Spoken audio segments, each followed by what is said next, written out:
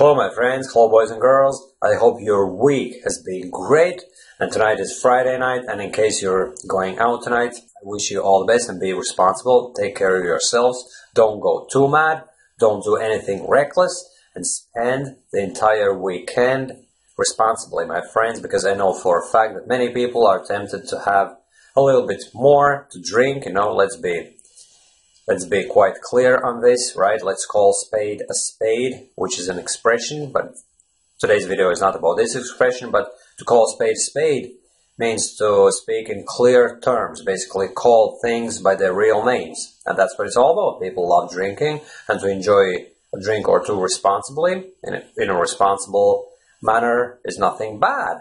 You know, it can be condoned, and it's a normal thing, you know, everyone does that, but some people are tempted to have one too many, which means they go over the brink, they get drunk, and then they can do something really reckless that they regret later on, you know. So my call to you, my friends, is don't do anything stupid so that you would regret it later on. Just be responsible, enjoy yourselves, and have a nice time out with your friends.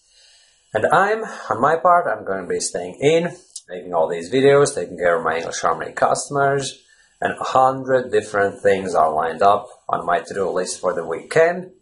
And of course, the 50 American phrase acquisition mission is still ongoing. And this is slang number 19, a slang phrase collocation.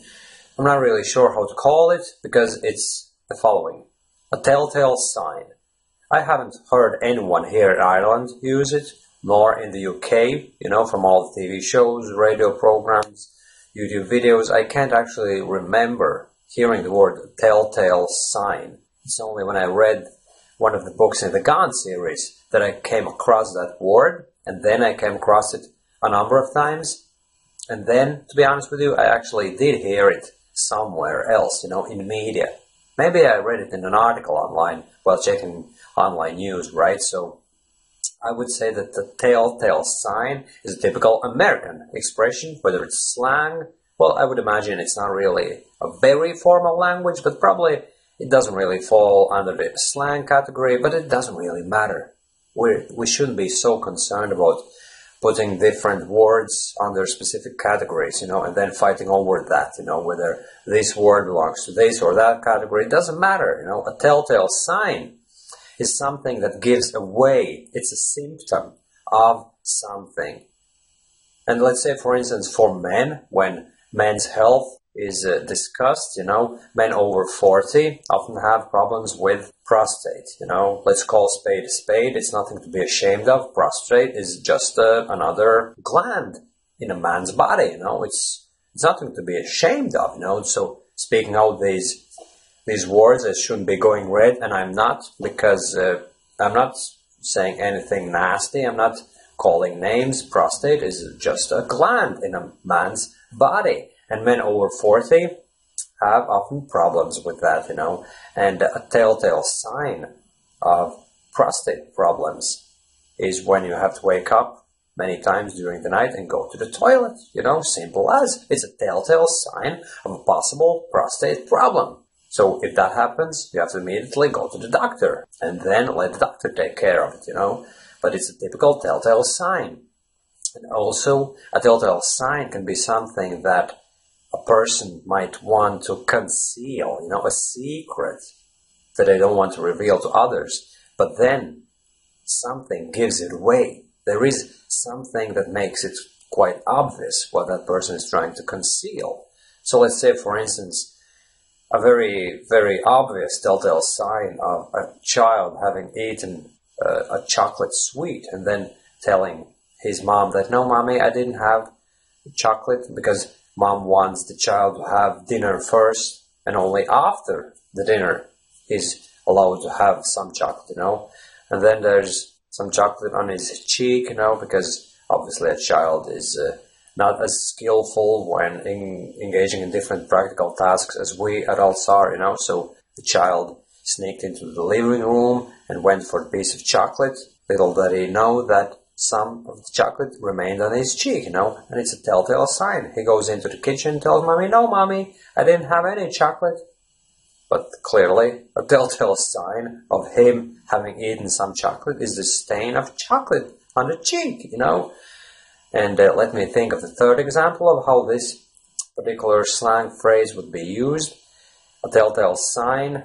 Let me think. I can't really think of anything, and I can't really remember the context that phrase was part of in the book where I read it.